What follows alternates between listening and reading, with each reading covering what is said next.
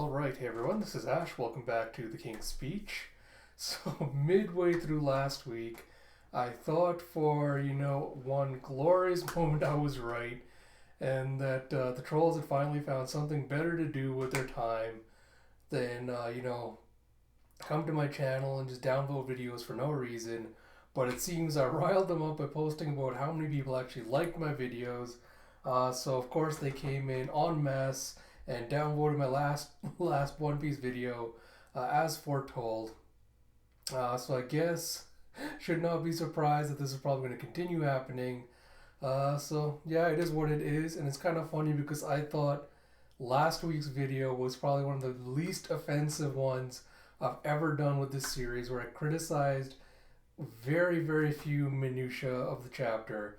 But I guess even not perfectly loving a chapter is a good enough reason for trolls to not like it, so it is what it is. That said, I do appreciate everyone else that did show the positive support for the video and did enjoy it. That really does mean a lot. And to the trolls, who I doubt even are making it this far in the video anyway, I'm not going anywhere, so deal with it. So without further ado, let us dive into this week's chapter of One Piece, which I'm sure I'll have many, many critical things to say about, or maybe I'll come out the other end pleasantly surprised. But let's get into it with chapter 977, The Party's Off. As we see Lola and Chiffon reuniting after having not seen each other for years, I assume. And you see... Does Gotti not know, or did he not realize that Chiffon had a sister? Because he seems shocked at seeing Lola. He seems shocked to see the twins coming at each other, but maybe he thought he was rescuing Chiffon instead or something. But the sisters are reuniting. As we have gang badges, Oh My Family, Volume 24, Lola, Chiffon, the sisters are reunited. And we have translation by Stephen Paul, lettering by Vanessa Satone. And I want to just do a quick comment on this before I get into the rest of the chapter. This cover story is making me even more certain now, because I know there's theories out there in the fandom that Big Mom is going to be taken down in Wano along with Kaido. This just makes me even more certain that's not going to happen. And once Chiffon and Lola kind of reunite and tell each other what's been happening the last few years since they've seen each other, we'll get the whole full story of what really happened when Lola left Whole Cake Island. And I'm still betting on Big Mom eventually getting to Elbaf and her story tying up there as she gets her redemption, but just wanted to toss that out there before we dive further in. So we pick up where we left off last time with the Sunny just riding off into the waves with happiness. They go, Jinbei! And you see everyone's running up to hug the lovable fish uncles. You see Carrot, Nami, and Luffy throwing themselves on Jinbei to give him a hug. Oh, and you see Tiny Chopper just cradling the big fish uncle as he goes, "We're so worried about you, man." Jimmy's like, "Sorry about that." Oh my god, alright. We got busy tending to the Sun Pirate's wounded and having a big send-off. I'll take to this at the end, but I guess this throws my Pedro theory out into the water regarding what happened to him and his fate, but we'll get to that later, like I said. And you have Usopp going, I can't believe we had a former warlord of the sea on our crew. What a morale boost. And you have Shitji, of course, getting annoyed because women aren't loving him like they love the big lovable fish uncle, with good reason. And you have Nami going, "You won't believe Jinbei's steering skills, Frankie." Frankie's like, "So, we finally got a guy who can make full use of the ship of dreams, huh?" And you see Chopper just be like, "He was surfing on the waves with the Sunny." And you see Jinbei getting serious again as he goes, "It's good to be here with you." Oh my god. And you have Frankie making the most ridiculous face as he goes, "Shall we make a toast?" It's like, "Let's do it." It's like, "We don't have any alcohol on board." And you have Zoro going, "Actually, I smell booze." And it's like, "From where?" And you hear, "Hey, Sir Luffy," as Kinemon calls over to him from the Lost submarine. And he goes, "I want to be sure we know what we're doing on the island. From over there." And it's like, "Liar." It's like, "Forget it." Oh, so it's Zoro saying from over there, and someone's calling him liar. And you have Law going, "Forget it, Kin. It's a waste of time trying to set up a plan for them." And you see a hup and a ta as Shishilian jumps off the ship he was on and onto the deck of the submarine as he goes, "Explain the plan." And you hear, "I would like to hear it too," as you have Captain of the Dogstorm Musketeers, full power Shishilian. And he goes, "In this battle you are one of the vassals of Kozuki Oden, your grace. Leave the command of the minks under my care." And you have Dogstorm going, "Shishilian, yes, I need your help." And you have Hyogoro going, "And it will be my humble honor to assume control over the samurai of Wano. That way you can relax and focus on your battle." And you see, "That is relief to hear, Boss Hyogoro." And you see former Yakuza boss of Wano, Hyogoro the Flower. And you hear, let's get to work." And you have Kinemon going, "Indeed." And Law's getting annoyed as he goes, "I told you the ship isn't your garrison." And you see a little map of Onigashima showing Onigashima is an island surrounded by mountains. The only way in is through the front gate. The large skull that looms over the island is part of the mountain range, and the castle is inside of it. According to the mansion plans we acquired, there is a rear gate around the back of the castle. We will split the forces in two, taking both mountain paths on left and right, then infiltrate through the rear gate, and launch a surprise attack on Kaido as he is intoxicated from the feast. And you have Denjiro going, "I see, and that was the plan you revealed in Kondro's presence to deceive him. So what is the real plan?"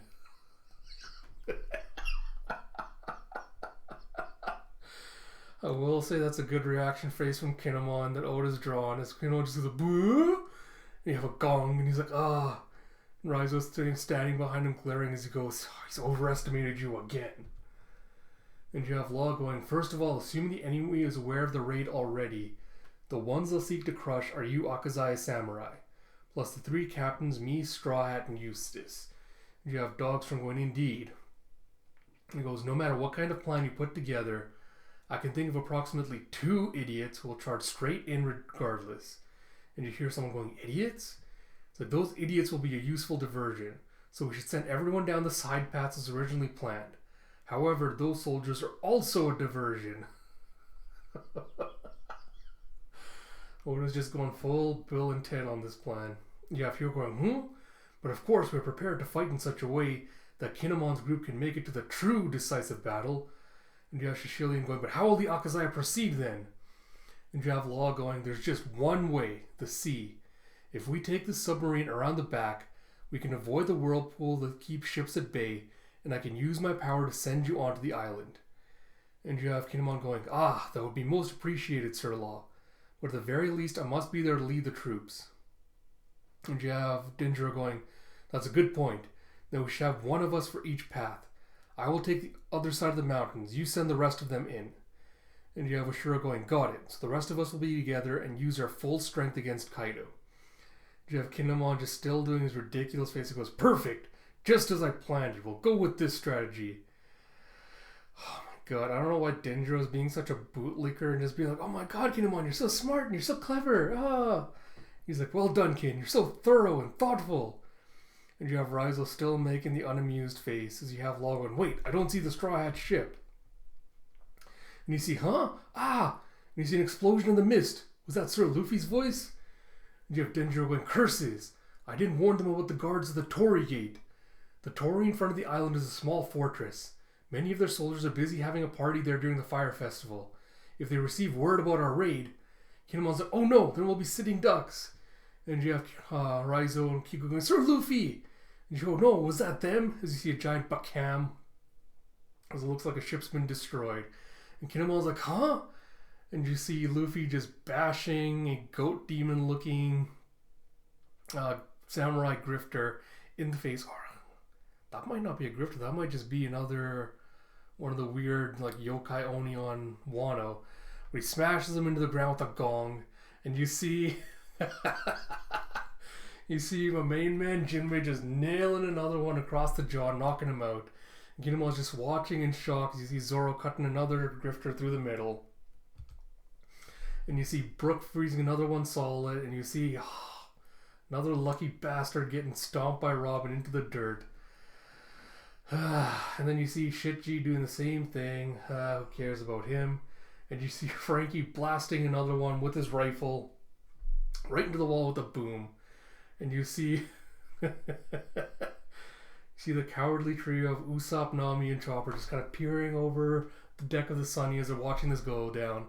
And they go, "All right, well done, everybody. Looking good out there. It's a nice start." And you see all the samurai and everyone just watching this in shock. As you see, what's with this torii gate? There's so many guns on it. If they aim all those cannons at us, we won't stand a chance. And Luffy's like, And then you see... Oh, I do love this spread. As you see the Straw Hats just sitting on their defeated foes. As you have Luffy going, hey, Kinemon, we found the bad guys. Ha ha ha ha. And you have Zoro just tucking up this huge barrel of booze as Shitji goes, hey, Mosshead, where'd you find that? And so then he says, I told you these guys are drinking over here. And Shitji's like, what kind of sense of smell do you have? And you have all this Akazaya samurai going, the Torii guards have been wiped out. This was the first big challenge we were going to face. And you have the Straw Hats all getting some booze and toasting, going, all right, gang, now that we've got mugs, let's raise a toast to Jinbei joining the... And you have Luffy, or Kinemon going, we appreciate this, Sir Luffy. Your speedy charge has cleared the checkpoint for us to pass. All ships onward to Onigashima.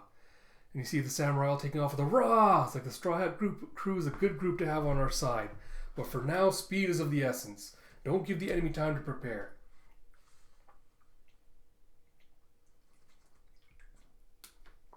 Excuse me, throat's getting dry.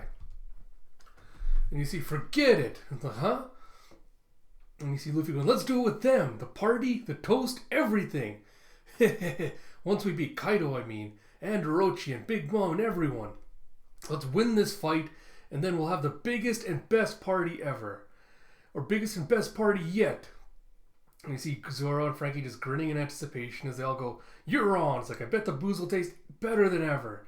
And they go, as they all run back onto the sunny. And you hear, move it, small fry. We're not letting anyone else take Kaido's head. Ain't that right, Killer? And you have Killer going, fwa, fwa, fwa. It's like, yeah. And you see the crew all just laughing along with him, going, fwa, fwa, fwa, fwa. And it was like, cut your head off and place it on our ship's prow. Fwa, fwa, fwa. I was like, that's right. You're going to pay for turning our Killer all cheery. Now we have to be one of those cheerful pirate crews. And Jeff Killer getting mad and went, stop it. Fwa, fwa, fwa. It's like, fwa, fwa, fwa. And Luffy's getting all mad. He goes, damn it, Jaggy. Why is he having all the fun? And he goes, Jinbei, don't let Jaggy's ship get there first. You have Jinbei going, wah, ha, ha, you got it. You have Chopper just adorably by his side as his apprentice being, leave this to me. Okay, I love how they pulled up a little chair for Jinbei to sit in as he's piling it, like he's the little dad of the crew just driving the car. Oh, it's an adorable touch that I love. We have Kia ha ha wah ha ha stomp tromp, and a crack and ah! As you see on Onigashima, the party's underway. And you have, hey, don't you know how to hold a barrel in your hands? This is why I hate drinking with you guys, like, Ju kiki kiki. And you see some of Kaido's forces drinking along with one of the numbers, it looks like. And you see someone playing the shamisen with the bang, bang, bang, bang. As you have Orochi going and chasing some women who are going, closer, come closer. And you hear, eek. Okay, I think I have a guess about who that shamisen player is. Well, I'll leave that to the end when we're reviewing the chapter. And we have, hey, we don't have enough Oshiruko. You have Queen shouting, hey, we don't have enough Oshiruko over here. And you have, please wait, sir. Big Mom wants plenty too. He goes, then get cooking, you idiot. And you hear, hey, where is he? It's like, sir? And Kaido's like, oh my god, of course. It's like, where is my son? He should be making an appearance. It's a feast. And you have someone going, I'll look for him. And you have, Master Kaido, all 6 of the Tobi Roppo are present. Shall I bring them in? And he goes, good idea. Better introduce them to Lin Lin. Where has she gone? And you see, Pig Mom is busy changing into her kimono, sir. And you have, what? Okay, and you see a bunch of women just dressing up Big Mom in a kimono. As you hear stomp tromp. And you have the Tobi Roppo have arrived. Send them in. And you see a bunch of boots just walking into the frame. So you have Drake. Oh, what the hell is that? So you have Drake at the back, and you have a bunch of other boots. Okay, so this might just be me overlooking things right now, but that lead Tobi Roppo with the little belt buckles on his shoe, the way Otis framed it as he's stepping, one of those belt buckles looks like a crescent moon. So I wonder if Otis trying to hint at the fact that one of the Tobi Roppo might be a Kozuki in disguise. I'm wondering if we've seen that sword before. I'll have to look and see. Because that sword sheath looks very familiar. Alright, thoughts on the chapter overall. So it's decent overall. Like, I mean, it's a lot of very, I don't want to say generic One Piece, but it's very traditional One Piece where you have, the Straw Hats celebrating, Straw Hats going in and taking out a bunch of goons, and everyone being super impressed with how powerful and how strong they are and how capable they are and everything like that. That panel was really, really good where we saw, all the Straw Hats at the spread sitting on the defeated corpse of their, of their enemies. But I think the biggest problem with that thus far, and I'm not sure if it's something I've mentioned in my other videos or not, but thus far Oda hasn't really done enough to make the Kaido or his forces, or even Orochi's forces, seem like a credible or capable threat. So a lot of these moments where like the samurai just impressed by the fact that, sheer numbers don't work against the Straw Hats. Oh my god, they're so powerful, they're so unstoppable. All that stuff. Impact isn't there because it's at this point where like, alright, no one should be really surprised by the fact the Straw Hats are capable of taking out goons like this as easily as they have when there's no hostages or anything else or any other kind of roadblocks really preventing them from, taking out the goons as easily as they did. So like having all the samurai be like reacting all shocked and like being like, oh my god, I can't believe this. It just doesn't hit with the impact Oda wants it to. Especially because a lot earlier in the arc, and even before this arc, he's kind of hyped up how strong the samurai are and how capable they are and everything else like that. And without having seen them in action, their whole amazement and their whole amazement at how well the Straw Hats are doing again doesn't really hit with the impact because we don't know what they were capable of or why they think the sheer number of Kaido's forces was somehow disadvantaged, especially at this point in the series. We've seen the Straw Hats taking out 100,000 Fishman pirates all at once. There's no real reason for us to think that these forces would be somehow harder to take on, except for the fact that they are Kaido's goons. And like I said, Kaido and his goons have not really been shown to either be competent or credible enough as threats that a lot of this lands. But again, minor complaints. Oda's gonna Oda again with, of course, ha ha ha, look, the cowardly trio are hanging back on the ship as everyone else fights. Really, really amusing, but I'd really like to see them doing more and actually participating in the battle a little bit. But then the other thing is, maybe this might, as I was going through this chapter, the thought that was hitting me was, I don't know if this is a conscious decision or choice that Oda's making, or if this is just, another symptom of kind of everything else that's been kind of a disappointment post time skip, where it feels like everyone, all the Straw Hats and their allies, or not their allies, the Straw Hats and at least Kid seem to be taking everything too lightly, given the fact that they're facing two emperors and a good combined chunk of their major forces. And the fact that Straw Hats are being all like blasé about it, being like, oh, we need to celebrate Jinbei's return, we need to have some party, oh, let's go find some booze. I'm not against the comedy bits, being blended in with the other tonal differences in a chapter. That's kind of what Oda used to be good at doing a lot earlier on. But combined with the fact that there really doesn't seem to be a sense of danger or urgency or challenge for the Straw Hats, and the fact thus far that they're really blazing through this raid and through this challenge so easily, kind of makes it lose a lot of that impact, and the tonal shifts come off. Just the tonal shifts just don't hit the way I think Oda wants it to. It feels like everything's being taken too lightly and not seriously. But like I said, I wonder if that's a conscious choice by Oda, because I think this is another point of debate within the OP fandom right now. Is Wano going to end up being 3 acts, or is it going to end up being 5 acts? And I've seen arguments for both, where the 3 act structure idea is that, traditionally, I want to say that the thematic essence of a kabuki play is there's a Jo Ha Q 3 act structure, basically, where it's like, you start off with the introduction and everything, you have a climax, something bad really happens, where it seems like the plans and everything are going to shit. Then you have the climax playing out, everything, their fortunes get reversed. Then you have a really quick denouement and everything else like that. So given the pace and how everything's playing out right now, it really seems like, since we are in Act 3, and since we already had the Jo Ha bits play out, that we might be in the Q act, we might be getting the climax, we'll see the raid succeed, Big Mom and Kaido will go down, they'll have a big party and everything, and the act will end there, and we'll see the Straw Hats move on.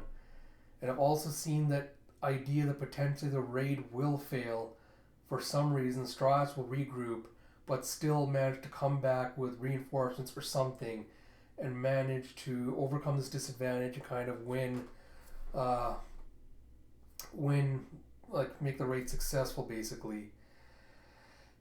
And my gut feeling right now is that Oda's doing, like, all the tonal inconsistencies in this chapter, the Straw Hats being so blasé and casual. I feel like it's a conscious choice on Oda, where he wants the readers and the Straw Hats to feel overconfident, as if everything's going their way. Kaido and his forces being caught off guard. Straw Hats have turned the tables on them. They've deceived Conjuro and everything else. Like, everything's going their way. And I feel like he's doing that because so he can pull the rug out from underneath us and reveal that, their overconfidence is going to be their downfall, and they're going to have to regroup and replan and do something else. But it feels too early to call that, because right now it could go either way. And I'm not going to do a deep dive into why I think it's going to be the 5 act structure, because I have to go revisit Wano and kind of pick up on some of the themes and ideas and flesh out what I want to pick on and talk about. Because right now, to me, if Wano ends here, there's no satisfactory way that Oda's going to tie up a lot of the hanging threads of this arc, and some themes that he's introduced in this arc that I don't believe he can satisfactorily answer without kind of giving a rushed ending. So I think I'll make that my project for next week, because Jump is going to be on break next week due to a COVID scare at one of their offices.